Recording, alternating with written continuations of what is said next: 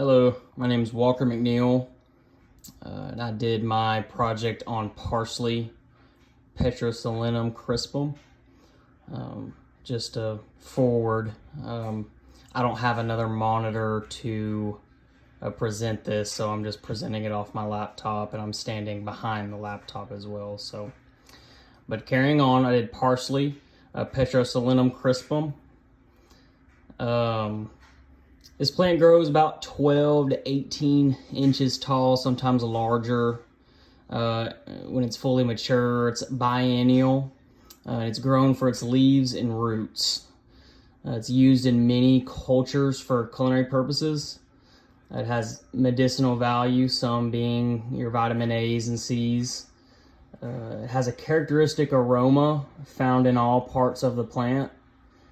And the flat leaf varieties have more oil and a sweeter flavor. Now, we all know parsley. This is a common herb in the United States and a lot of other countries.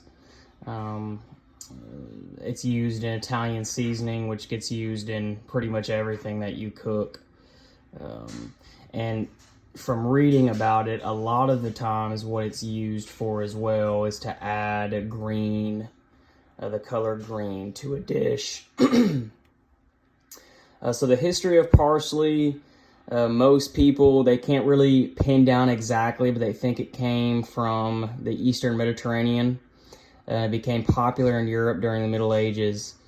It was associated with the Greek deity of death and was a common burial herb placed on the dead bodies, which I find pretty interesting. Before they used parsley to cook food with, or before it was popular to do that, it was used as an herb. They would make wreaths out of parsley and place it on the dead bodies. The word parsley also comes from the Greek word petroselinum, which is the genus that parsley is in.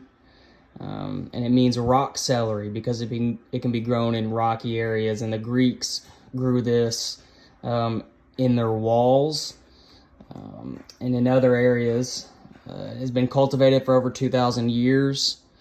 And the flat leaf varieties were the first to be used, but the curly leaf varieties gained parsley in its popularity.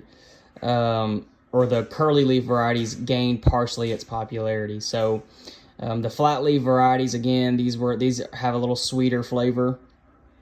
And those are the ones that you see in the Italian recipes. Continuing with the history, before its popularity in food, it was an ancient symbol in many European countries, and you find this in a lot of different cultures. They use these herbs and flowers and different things to symbolize different deities and gods and ideas, and that was just something that a lot of ancient cultures did with different things. Parsley produces a flower just like any plant, any herb, any leafy green. But like most leafy greens and herbs, the flower really isn't sought out. But in ancient times, it was a popular flower. And it was believed at one point that only pregnant women could grow parsley. And I looked into that a little bit deeper. They believe that it helped your success giving childbirth if you could grow a successful parsley harvest. And they also believed if you were not pregnant and you tried to grow parsley, you were not going to get the benefits out of parsley. Okay, so there's different varieties. The one I mentioned before, crispum, that's the typical parsley. It has the curly leaves. This is the one we all know, we all cook with, most likely we all grow. Neopalatum is the typical Italian parsley. This parsley has strong flavor. There's a stronger flavor than crispum. It has flat leaves. Tuberosum includes the Hamburg German parsleys, which are grown for the nutty flavor of their roots. This is a relatively new species, having only been developed within the past 200 years. So most of the time, you're harvesting parsley for its leaves and its stems, mainly the leaves, but in some, you harvest it for the roots as well, just because it has a better aroma, and there's different operations you can use culinarily. So going into food, this herb is used in many dishes and pairs well with fish, tomatoes, baked potatoes, and many different vegetables. We all know, I mean, again, we can use parsley pretty much for anything. But these are the main dishes that you usually see it with. It has a very earthy aroma, and the flavor pairs well with soups and salads to add a fresh accent to the food. This herb can stand alone as a single seasoning, or can be paired with other seasonings. And that's usually what you see. Parsley is added to other seasonings to create a kind of a concoction of flavor.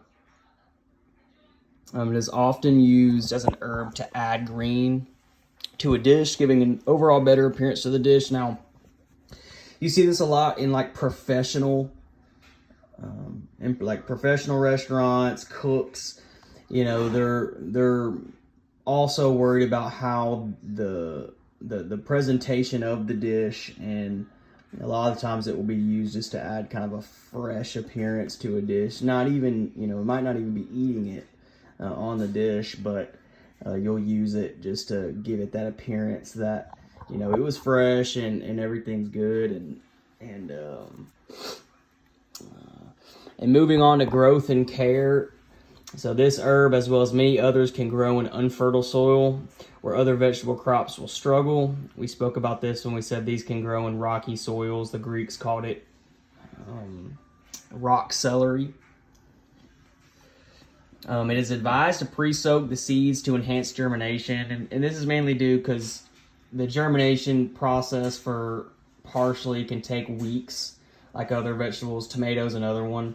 And when you imbibe them and fill them with water, you're just securing its success and trying to germinate. These seeds can be sown indoors and transferred outside when temperatures are favorable, like any other vegetable, or they can be direct seeded in the spring when the soil temperature is favorable, and it can take several weeks to germinate. So again, when you imbibe them, you're going to speed up the process upon germination, in hopes to have a successful germination. And then it says you can seed them in the spring like anything else. You can also seed them in the middle of spring, late spring, early summer, all the way through the growing season, especially in Tennessee, and do like a succession planting to where you can get a larger harvest. They can be overwintered sometimes. It depends on your area and how cold it gets. They can be, fall sowed to be overwintered and ready in early spring, but might not be successful in colder climates. So if you live in a climate that's very cold and you have a very long winter season, you might have trouble trying to overwinter your parsley. Continued growth and care. So the flat leaf parsley seems to do better than curly leaf types when trying to overwinter. They can be succession cropped with multiple plantings over the growing season for a better harvest. You see this with a lot of herbs and a lot of vegetables. A lot of your pole beans and bush beans are succession cropped. And you usually see the succession crop happen when you have a plant that grows very quickly. So, it might just take 4 weeks to a month to get a full harvest of parsley, and then you can keep planting it because it only takes 4 to 5 weeks to get your harvest. Needs adequate light and water, occasional fertilizing. Again, they can grow in unfertile soil, but it can't hurt to add some micronutrients and other macronutrients that your soil might be lacking in. These can grow. They grow the best in direct light, can be grown in partial light, but you do want adequate light. They're biennial, so their lifespan's 2 years, with their first year being in a vegetative growth, and this is where you do most of your harvesting. And then in the second year, you can also harvest, but they're going to produce seeds and flowers. And if you want to, you can keep the seeds to sow for the next season. There's also many pest species that grow or that develop near this plant. A lot of your caterpillars eat on this, your aphids, whiteflies, things of that nature. They're all going to want to try to eat this because it's a really soft stem. And this being such a small plant, if you were to get a pretty bad infestation of let's say caterpillars like in this picture, they're going to decimate your entire crop. I wrote down here Septoria leaf spot that's seen in some states. And a lot of your diseases are going to be contingent on where you're at. I know in the southeast we get a lot of blights and leaf spotting. So that's something you're going to want to pay attention to and manage properly. Medical uses, I was actually surprised that there are some medical uses for parsley. They contain your B1, B2, C, potassium. The metabolites can help stimulate hunger, ease digestion, and produce a laxative effect. Some things that are important to know: it's unsafe over 200 grams in a 24-hour period to consume. 200 grams. Now that's a lot of parsley. I don't know why anybody would need to consume 200 grams, but it's seen that it can be unsafe. Also, when applied to the skin, it can cause a sensitivity to sun. You see that in a wild carrot too, which I thought was pretty interesting.